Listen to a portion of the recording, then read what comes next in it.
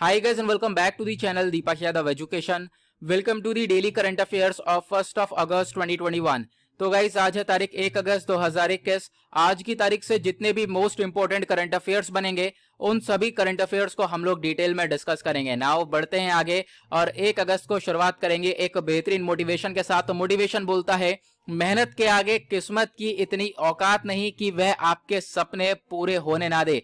तो मेहनत करनी है, बिल्कुल ऑब्वियस सी बात है, जमकर करनी है, लेकिन किस तरीके से करनी है? स्मार्टली करनी है, स्मार्ट वे में मेहनत करनी है। ऐसा नहीं है कि आपका कोई गोल सेट है नहीं और पता नहीं किस डायरेक्शन में मेहनत कर रहे हो। तो प्री प्लान चीजें होनी चाहिए, आपकी प्लानिंग अच्छे से, ठीक है, हाँ मेरा गोल ये सेट है, उसके पीछे लगातार मेहनत करनी है, उसके पीछे आप जितना हार्डवर्क कर सकते हो कर लो, ठीक है। ऐसा नहीं है कि आपके पास कोई गोल नहीं, कोई प्री प्लान चीजें हैं नहीं और ऐसे यहां पर फालतू में मेहनत कर रहे हो। तो क्या है, हार्डवर्क एक मोस्ट इंपॉर्टेंट चीज है, लेकिन कैसे करना है उसको स्मार्टली करते हुए हम लोग को आगे बढ़ते रहना है।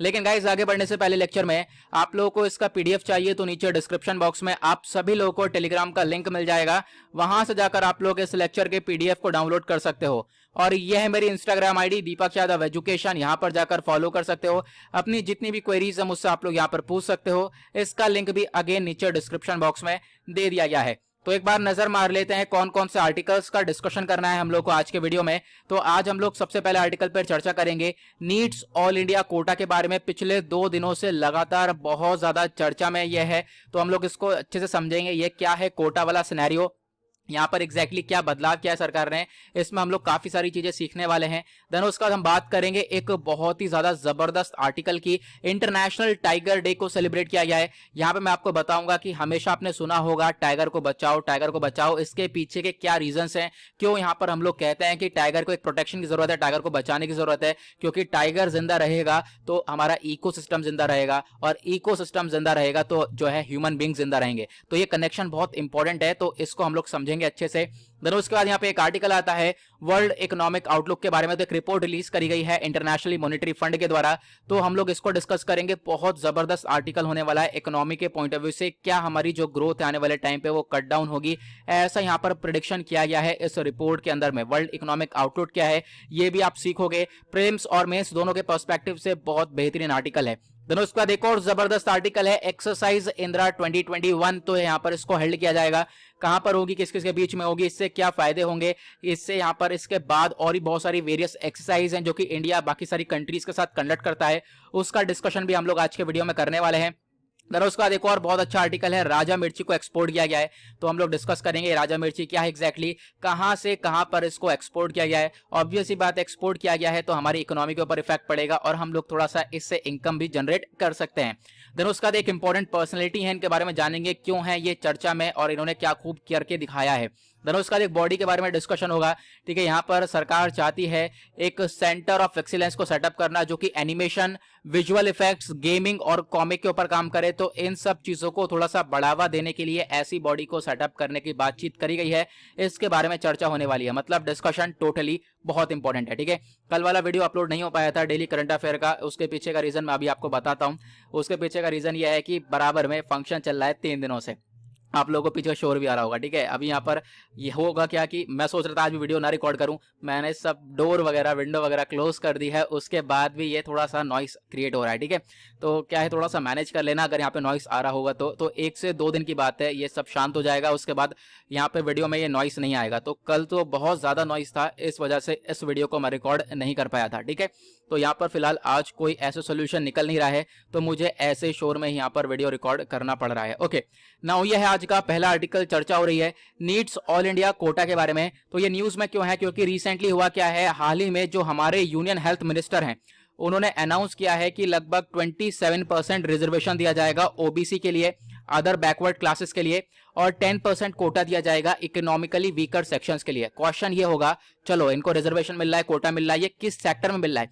तो ये मिल रहा है under graduate, post graduate, medical और डेंटल कोर्सेज के अंदर। यानी जो भी मेडिकल और डेंटल कोर्सेज होते हैं यूजी और पीजी के, यानी एमबीबीएस हो गए और अपर लेवल के कोर्सेज हो गए, तो इनके अंदर यहाँ पर ओबीसी के लिए और ईडब्ल्यूएस के लिए ये कोटा नहीं था, तो इनको यहां पर एक तरीके से ये रिजर्वेशन दिया गया है। अब ये कब से लागू होगा, तो इस साल 2021-22 से ये लागू होने वाला है। बहुत इंपॉर्टेंट चीज ये होने वाली है। क्वेश्चन ये है कि ये जो पूरा का पूरा रिजर्वेशन मिला है, ये मिला है ऑल इंडिया कोटा स्कीम के अंदर। अब ये जो ऑल इंडिया कोटा स्कीम है ये क्या है, आपको ये भी समझना होगा, इंपॉर्टेंट है। तो ऑल इंडिया कोटा स्कीम को इंट्रोड्यूस किया गया था 1986 में। सुप्रीम कोर्ट के कुछ डायरेक्शंस थे, उसके बेसिस पर यहां पे इसको इंट्रोड्यूस किया गया। अब देखो क्वेश्चन ये है ना, होता क्या था पहले, देखो ये होता था कि कोई भी स्टेट है, ठीक है, अब यहाँ पर कोई भी मेडिकल कॉलेज है तो वो स्टेट ये काम कर सकता था, उस मेडिकल कॉलेज के अंदर आप कह सकते हो कोई भी महाराष्ट्र हो गया तो महाराष्ट्र कहेगा कि सिर्फ और सिर्फ यहाँ पर महाराष्ट्र के बच्चे ही पढ़ेंगे इस मेडिकल कॉलेज में और कोई नहीं पढ़ेगा। तो ये चीजें देखने को मिल सकती थी, तो उस वजह से लाया गया all India quota. All India quota में क्या किया गया कि कोई व्यक्ति है, कोई मतलब कोई बच्चा है, उसको दूसरे स्टेट में जाकर पढ़ना है तो ऑब्वियस सी बात है वो पढ़ सकता है, ठीक है, ऐसा नहीं है कि यहाँ पर कहीं पर जाए उसको मना कर दिया जाए। तो उसी के लिए वो जाकर दूसरी जगह पर पढ़ सकता है, दूसरी जगह पर जाकर वो पढ़ सके, इसी वजह से यहाँ पर ऑल इंडिया कोटा स्कीम के अंदर यहाँ पर लाया गया क्या, 15% अंडर ग्रेजुएट सीट्स को लाया गया और 50% post graduate seats medical colleges के अंदर। यानी जो भी स्टेट्स हैं उनके अंदर यहाँ पर इतनी सीट छोड़ दी जाएगी दूसरे लोगों के लिए, यानी कि इतनी सीट रिजर्व होंगी दूसरे राज्यों के बच्चों के लिए। यानी कोई चाहता है महाराष्ट्र में जाके पढ़ाई करना तो वो जाकर वहां पर एडमिशन ले सकता है यूजी के अंदर या फिर पीजी के अंदर। इतना रिजर्वेशन यहाँ पर खाली रहना चाहिए जिससे कि दूसरे बच्चे भी उस स्टेट के अंदर आकर पढ़ सकें। बाकी जो रिमेनिंग जगह होगी वो वहां पर आप कह सकते हो कोई भी स्टेट है वो अपने स्टूडेंट्स के लिए वो रख सकता है। सिंपल सी चीज है ये, ठीक है। देन उसके बाद यहाँ पे इसको हम लोग आगे बढ़ाएं तो बात करते हैं। अब आपने देखा होगा अभी तक यहाँ पर ऑल इंडिया कोटा का चर्चा हो चुका है, यहाँ पर शेड्यूल कास्ट या फिर शेड्यूल ट्राइब्स की चर्चा नहीं हुई है, अभी इनके लिए यहाँ पर रिजर्वेशन नहीं आया है। तो इनके लिए रिजर्वेशन कब आया था, तो जनवरी 2007 में एक केस हुआ था Abhaynath versus university of Delhi and others. तो सुप्रीम कोर्ट ने इसके अंदर डायरेक्ट किया कि बोला देखो अभी भी यहाँ पर जो शेड्यूल कास्ट है, शेड्यूल ट्राइब्स हैं, उनके लिए रिजर्वेशन की काफी ज्यादा आवश्यकता है। तो यहाँ पर 2007 में ही जो है रिजर्वेशन लाया गया। आपको ध्यान रखना है कि रिजर्वेशन 15% लाया गया था शेड्यूल्ड कास्ट के लिए और 7.5% दिया गया है रिजर्वेशन शेड्यूल्ड ट्राइब्स को, और इसको इंट्रोड्यूस किया गया ऑल इंडिया कोटा के अंदर ही। तो आपको इसके बारे में ध्यान रखना है। क्वेश्चन ये है क्या ओबीसी के लिए यहाँ पर रिजर्वेशन नहीं था, देखो ओबीसी के लिए रिजर्वेशन तो था, लेकिन जो मेडिकल इंस्टीट्यूशंस हैं तो एक तरीके से जो भी स्टेट लेवल पर हैं उनके लिए यहाँ पर ये ओबीसी के अंदर रिजर्वेशन नहीं था। आप देख पाओगे जो ये सेंट्रल एजुकेशन इंस्टीट्यूशन है रिजर्वेशन इन एडमिशन एक्ट, तो यहाँ पर ये इफेक्टिव हुआ 2007 में, इसने यहाँ पर रिजर्वेशन दिया। ऑब्वियसली बात है ओबीसी के लिए भी 27% रिजर्वेशन दिया था, लेकिन 27% दिया था किसके लिए, सिर्फ और सिर्फ सेंट्रल एजुकेशनल इंस्टीट्यूट के लिए। ध्यान रखना यहाँ पे बोल रहा हूँ सेंट्रल, ये स्टेट एजुकेशनल इंस्टीट्यूट नहीं है। तो अभी यहाँ पर क्या किया गया है, अभी यही बदलाव हुआ है कि अभी यहाँ पर स्टेट में भी क्या होगा, ओबीसी वालों को रिजर्वेशन मिलेगा। ओके, तो ये चीज यहाँ पर बदलाव हुई है। अभी तक सिर्फ सेंट्रल यूनिवर्सिटीज के अंदर था, सेंट्रल इंस्टीट्यूशंस के अंदर था, बट अभी जो स्टेट लेवल पर जो भी मेडिकल कॉलेजेस होंगे उसके अंदर भी यहाँ पर जो ओबीसी हैं और इकोनॉमिकली वीकर सेक्शन वाले लोग हैं उनको यहाँ पर ये रिजर्वेशन मिलने वाला है। ठीक है, एक छोटी सी इंपॉर्टेंट चीज है ये। उसके बाद यहाँ पे क्या है, देखो 10% ईडब्ल्यूएस यानी इकोनॉमिकली वीकर सेक्शन के लिए कोटा लेकर आए थे हम लोग। कब लेकर आए थे, ये साल 2019 के अंदर लाया गया था। हमने खूब चर्चा करी है इसके ऊपर क्योंकि हम लोग काफी टाइम पहले से ही डिस्कशन कर रहे हैं इस चीज के ऊपर। ठीक है, हमारे वीडियो जो है काफी लंबे समय से अपलोड हो रहे हैं। तो अगर हम बात करें जो कॉन्स्टिट्यूशन 103rd अमेंडमेंट हुआ था उसके बेसिस पर 10% ईडब्ल्यूएस कोटा दिया गया था, आपको मालूम होगा। ठीक है, फिर उसके बाद आप कह सकते हो ये चीजें आगे बढ़ी हैं। नाउ अब क्वेश्चन ये है कि अब जो है स्टेट लेवल पर जो भी मेडिकल इंस्टीट्यूशंस हैं, मेडिकल कॉलेजेस हैं, उनके अंदर जो ओबीसी हो गया या फिर जो है ईडब्ल्यूएस हो गए, तो इनके लिए यहाँ पर एक तरीके से क्या कर दिया गया है, रिजर्वेशन लेकर आ चुके हैं 27% ओबीसी के लिए और 10% ईडब्ल्यूएस के लिए। तो ये डिसीजन जो है बहुत ज्यादा हेल्प करने वाला है, बहुत ज्यादा बच्चों की, हजारों बच्चों की यहाँ पर हेल्प होने वाली है जो कि अलग अलग कैटेगरी से बिलोंग करते हैं।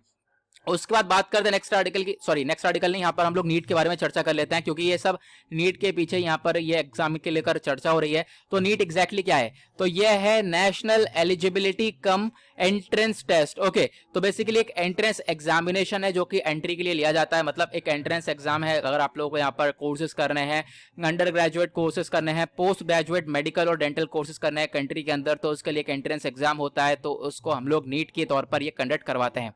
अब 2016 तक यहाँ पे क्या होता था, उस समय होता था all India pre medical test. ठीक है, ये भी एक नेशनल लेवल पर एंट्रेंस एग्जाम हुआ करता था मेडिकल कॉलेजेस के लिए, लेकिन अब यहाँ पर नीट का एग्जाम होता है, तो आपको इसके बारे में ध्यान रखना है।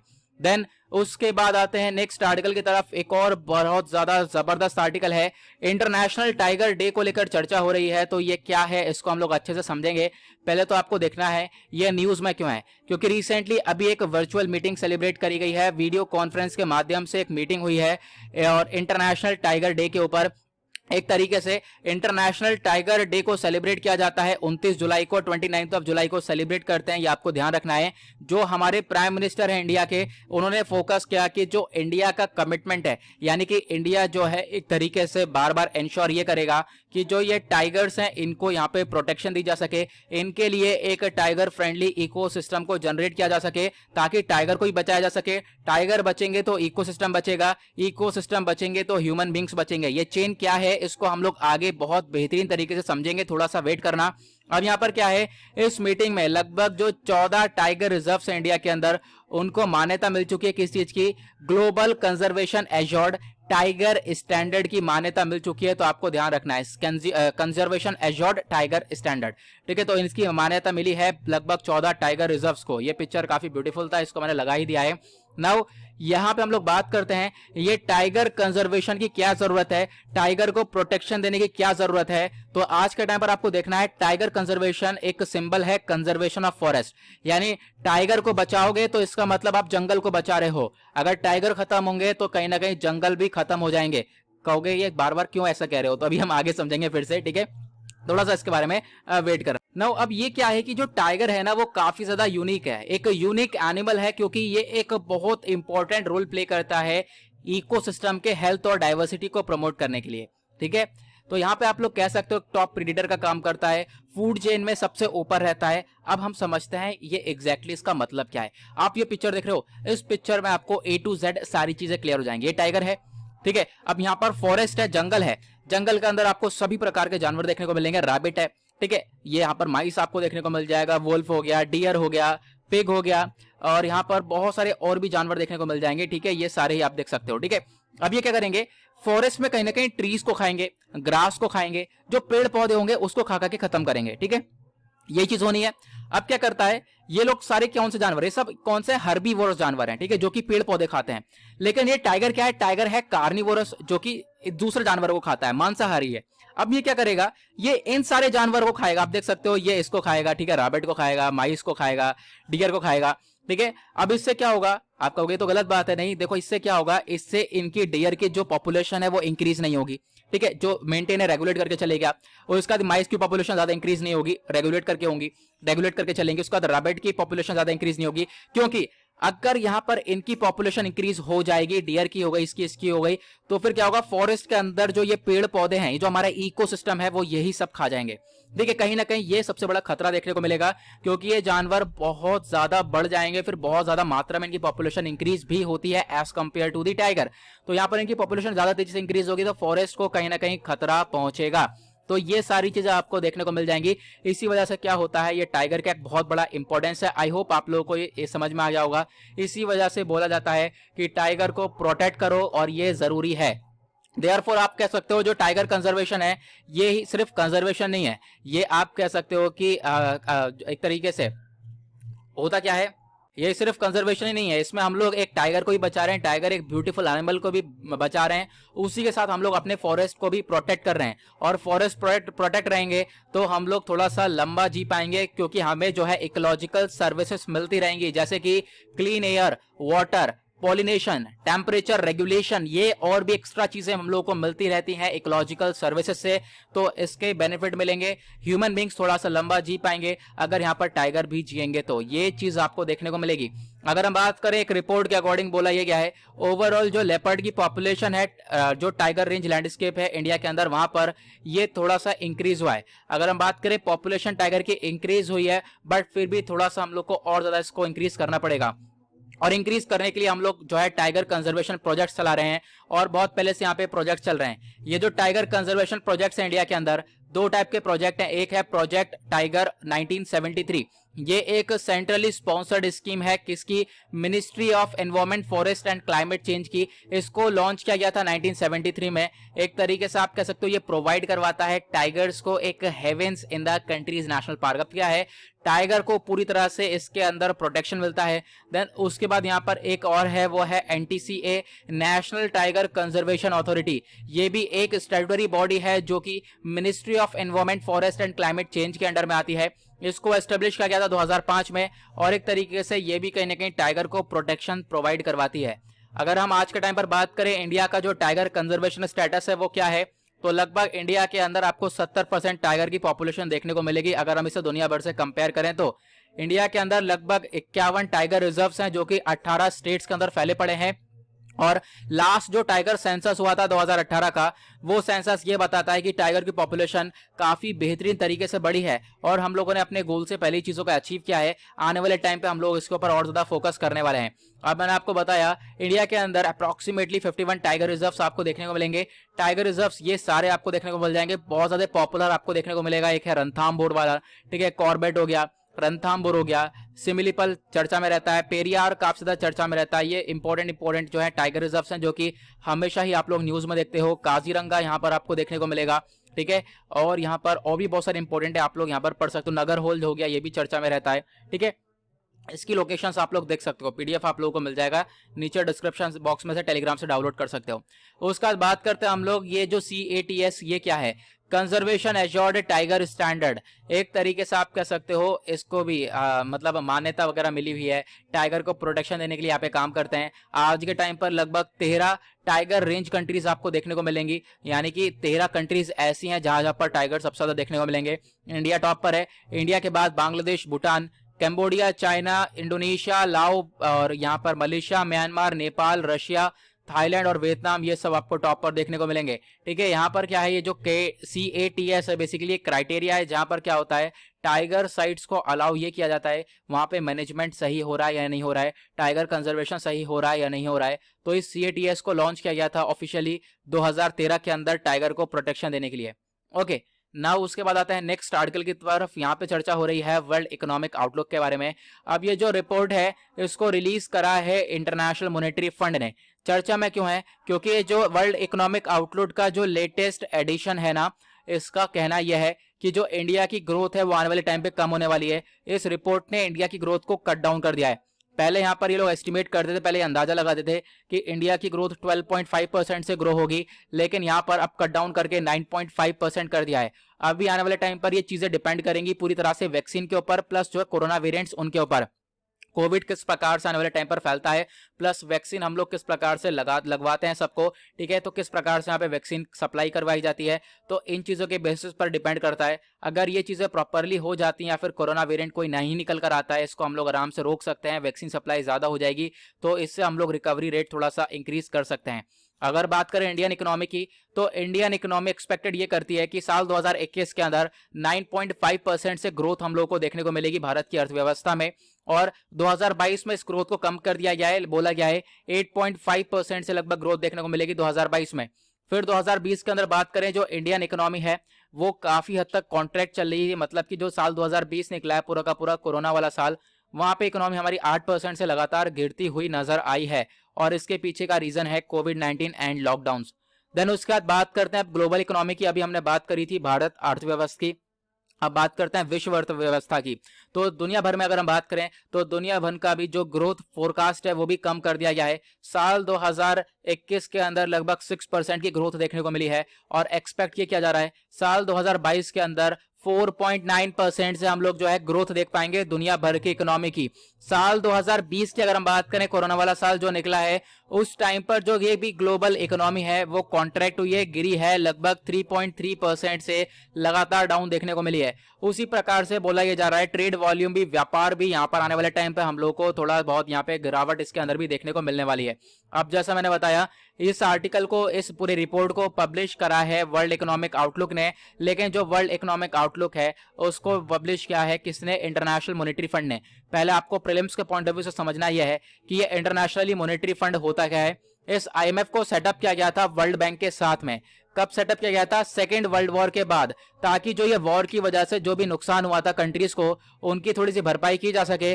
तो आईएमएफ के साथ साथ वर्ल्ड बैंक को सेटअप किया गया।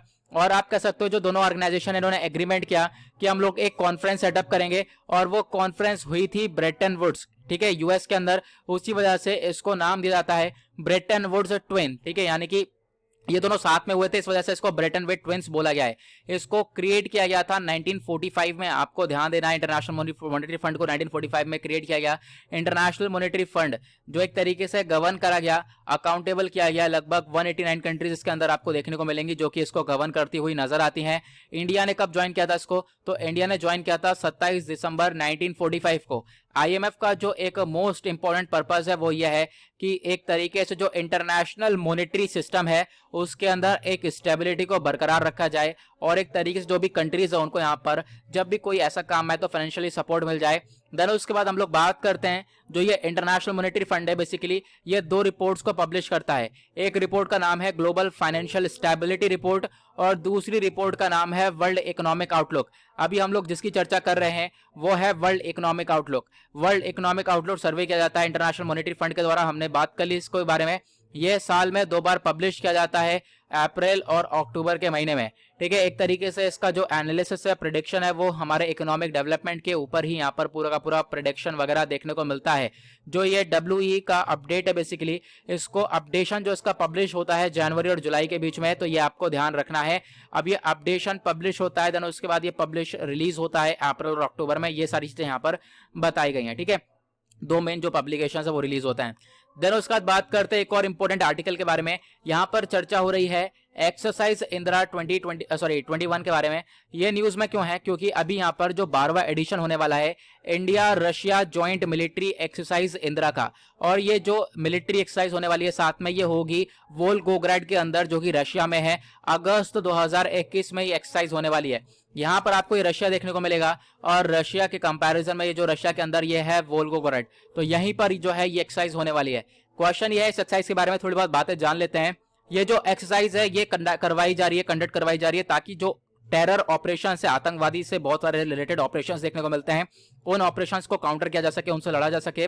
साथ ही साथ जो ये इंदिरा सीरीज एक्सरसाइज की, इसकी शुरुआत कोई नई नहीं है। इसकी शुरुआत हो चुकी थी 2003 में, और एक तरीके से इसको बायलैटरल कंडक्ट करवा चुके हैं। एक नेवल एक्सरसाइज हो चुकी है दोनों कंट्रीज के बीच में, और एक तरीके से जो first joint tri service exercise हुई थी 2017 के अंदर, ये आपको देखने को मिल जाएगी।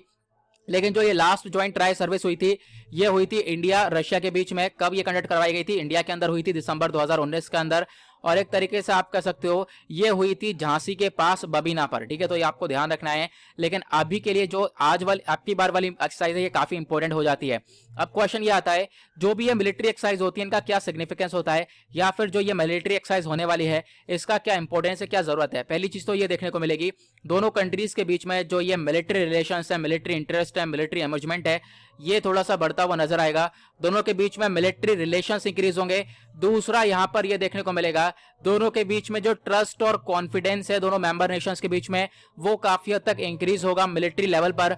देन उसके बाद यहां पर एक फायदा ये भी है, जो भी मिलिट्री एक्सरसाइज है वो क्या करेंगी, मिलिट्रीज को ये इस काबिल बना देती हैं कि वो आपस में एक दूसरे को अंडरस्टैंड कर सकें। ऑब्वियस सी बात है, जब मिलिट्री एक्सरसाइज चल रही है तो आपस में वो लोग बातचीत करेंगे। अब जब बातचीत करेंगे तो उससे काफी सारे आइडियाज वो अपने शेयर करेंगे, ठीक है, या फिर जो भी बोलने चालने में दिक्कत आती थी वो कहीं ना कहीं कम होती हुई नजर आएंगी। एक फैमिली वाली फीलिंग आने लगेगी। तो यहाँ पर इससे ये काफी बड़ा इंपॉर्टेंस देखने को मिलता है। उसके बाद ये दोनों पॉइंट सेम हो गए हैं, लेकिन पॉइंट क्या बोलता है कि देखो इन ऑपरेशंस के अलावा यहाँ पर जो ये एक तरीके से जो ये एक्सरसाइज है इंदिरा 2021, तो इसका यहाँ पे वॉर के अलावा भी बहुत सारे काम है, जैसे कि ह्यूमैनिटेरियन एड प्रोवाइड करवाना, या फिर कोई डिजास्टर आ जाता है तो वहां पर काम करना, एंटी पायरेसी का काम करना। मतलब ये वॉर के अलावा भी बहुत सारी जगह पर ये एक तरीके से काम करते हुए नजर आएंगे एक्सरसाइजेस। ये बहुत इंपॉर्टेंट स्लाइड है। यहाँ पे चर्चा ये हो रही है कि देखो इंडिया की जो है ज्वाइंट मिलिट्री एक्सरसाइज होती है बहुत सारी अदर कंट्रीज के साथ में। जैसे यहाँ पर एक शक्ति है गरुण, एक एक्सरसाइज है गरुण शक्ति। अब ये एक्सरसाइज कौन सी कंट्री के साथ होती है इंडिया की? वो होती है इंडोनेशिया के साथ। और दूसरी एक्सरसाइज है इकोवेरन, ये होती है मालदीव्स के साथ। हैंड इन हैंड होती है चाइना के साथ। कुरुक्षेत्र होती है सिंगापुर के साथ। मित्र शक्ति होती है श्रीलंका के साथ। नोमैडिक एलिफेंट होती है मंगोलिया के साथ। शक्ति होती है फ्रांस के साथ, सूर्य किरण होता है नेपाल के साथ, और युद्ध अभ्यास होता है यूएसए के साथ। तो ये सारी मिलिट्री एक्सरसाइजेज है जो कि अलग अलग कंट्रीज के साथ इंडिया कंडक्ट करवाता है, तो आपको इसके बारे में ध्यान रखना है। नेक्स्ट आर्टिकल चर्चा में है, क्योंकि जो ये राजा मिर्चा है, राजा मिर्चा कुछ इस प्रकार का ये मिर्चा है, तीखी जो मिर्ची होती है ये कुछ काफी ज्यादा तीखा है, उस वजह से इसको पॉपुलैरिटी मिल चुकी है। अगर हम बात करें, ये एक तरीके से जो ये मिर्चा है इसको ज्योग्राफिकल इंडिकेशन मिल चुका है, इसको जीआई टैग मिल चुका है नॉर्थ ईस्टर्न रीजन से। अब जो है इसको एक्सपोर्ट किया गया है, कहां से? नागालैंड से इसको एक्सपोर्ट किया गया है लंदन में। तो आपको ध्यान रखना है, गुवाहाटी से एक तरीके से इसको बाय एयर ट्रांसपोर्ट किया गया है। तो इसके बारे में एक छोटी सी इंफॉर्मेशन है, इंपॉर्टेंट है। ये जो किंग चिलीज को बोला जाता है, क्योंकि ये दुनिया की सबसे ज्यादा तीखी हॉटेस्ट चिली ये देखने को मिलेगी। ये इंग्लैंड से बिलोंग करती है, सॉरी नागालैंड से बिलोंग करती है। तो नागालैंड में इसको अलग अलग नाम से बोला जाता है, एक है भूत जोलोकिया या फिर घोष पेपर के नाम से भी जाना जाता है। इस चिली को जीआई टैग मिल चुका था 2008 में। ये जो नागालैंड किंग चिली है ये बिलोंग करती है जीनस कैप्सिकम ऑफ फैमिली से, एक फैमिली है जिसका नाम है सोलंके के, तो वहां से ये बिलोंग करती हुई नजर आती है। अगर हम बात करें दुनिया में टॉप 5 चिलीज के अंदर ये आती है जो कि वर्ल्ड की हॉटेस्ट चिलीज कहलाती हैं, तो उसी के अंदर ये राजा मिर्चा भी कहलाता है। तो इसके बारे में आपको ध्यान रखना है। नेक्स्ट आर्टिकल में एक इंपॉर्टेंट पर्सनैलिटी के बारे में चर्चा हो रही है। मुझे लगता है पीछे से शोर ज्यादा आ रहा है, वॉइस ज्यादा आ रही है, तो उसको थोड़ा सा मैनेज कर लेना, जिसकी वजह से मुझे थोड़ा सा लगातार और तेज तेज बोलना पड़ रहा है। यहाँ पे इंपॉर्टेंट पर्सनैलिटी, इनका नाम है नंदू नाटेकर। ये आप देख पाओगे, इनका ये पिक्चर है। अब इनकी डेथ हो चुकी है, उसी वजह से ये न्यूज में है। हमारे प्राइम मिनिस्टर मोदी जी ने इनकी डेथ के ऊपर काफी ज्यादा दुख प्रकट किए हैं। ये इनकी जो उम्र थी वो थी 88, ठीक है। अगर हम बात करें, इनका ये बर्थ हुआ था, ये डेथ हुई है, लेकिन ये इंपॉर्टेंट नहीं है। इंपॉर्टेंट ये है, ये एक इंडियन बैडमिंटन नेशनल चैंपियन थे। नाटेकर साहब यहाँ पर पहले इंडियन थे जिन्होंने एक इंटरनेशनल टाइटल जीता था। जब इन्होंने क्लेम किया सिलंगर इंटरनेशनल मलेशिया के अंदर, तो वहां पर इन्होंने एक टाइटल जीता था और पहले इंडियन बन चुके थे इंटरनेशनल टाइटल जीतने वाले। उसी के साथ ये रिसिपिएंट बन चुके हैं। इनको पहला अर्जुन अवार्ड दिया गया था, ठीक है। उसके बाद नाटेकर साहब ने लगभग 100 नेशनल और इंटरनेशनल टाइटल्स जीते भारत के लिए अपने पूरे के पूरे 15 साल के करियर के अंदर। उसी के बाद नाटेकर साहब एक तरीके से फॉर्मर वर्ल्ड नंबर 3 भी बन चुके थे और एक तरीके से ये रिप्रेजेंट करते थे इंडिया को। उन्होंने रिप्रेजेंट किया था इंडिया को 1965 के अंदर, जो कॉमनवेल्थ गेम्स हुए थे जमाइका में, वहां पर। ओके, देन उसके बाद आज का लास्ट आर्टिकल है, ये चर्चा हो रही है national centre of excellence for animation, visual effect, gaming and comics के बारे में। तो जो हमारा यूनियन गवर्नमेंट है उन्होंने डिसाइड ये किया है कि वो सेटअप करेंगे एक national centre for excellence for animation, visual effect, gaming और कॉमिक्स। यानी कि जो भी एनिमेशंस होती हैं, आप समझ जाते होंगे एनिमेशन के बारे में, या विजुअल इफेक्ट हो गए, गेमिंग कॉमिक्स हो गए, इनको कहीं ना कहीं प्रमोट करने के लिए इसके लिए एक आप कह सकते हो कि सेंटर ऑफ एक्सीलेंस को सेटअप किया जा रहा है, ताकि आप कह सकते हो हम लोग इसके अंदर भी जो इंडस्ट्री है वो दुनिया भर में इंडिया की इंडस्ट्री टॉप पर हो। तो एक तरीके से हम लोग AVGC इंडस्ट्री को प्रमोट कर रहे हैं, मतलब A से एनिमेशन, V से विजुअल इफेक्ट और G से गेमिंग और C से कॉमिक। अच्छा, ये चीज यहाँ पर लिखी हुई है, तो AVGC इंडस्ट्री को हम लोग प्रमोट करते हुए नजर आ रहे हैं। अब यहाँ पर बेसिकली सेंटर ऑफ एक्सीलेंस को सेटअप किया जाएगा कोलेबोरेशन के साथ में। अब वो कोलेबोरेशन होगा IIT बॉम्बे के साथ में, उसके बाद इसको सेटअप किया जाएगा। जो ministry of information and broadcasting है, इन्होंने आइडेंटिफाई किया है कि हाँ भाई, ये जो इंडस्ट्री हमारी वो थोड़ी सी ग्रो होती हुई नजर आएगी। आने वाले टाइम पे इसका भी काफी हद तक हम लोग ग्रोथ देखने को मिलेगा, प्लस हम लोग इससे इनकम भी जनरेट कर पाएंगे। नाउ इसी के साथ करते हैं लेक्चर को समाप्त। आई होप आप लोगों को सभी आर्टिकल्स अच्छे से क्लियर हो गए होंगे। मिलते हैं आप लोगों से नेक्स्ट वीडियो में। आज के लिए bye bye, have a nice day, thank you and Jai Hind.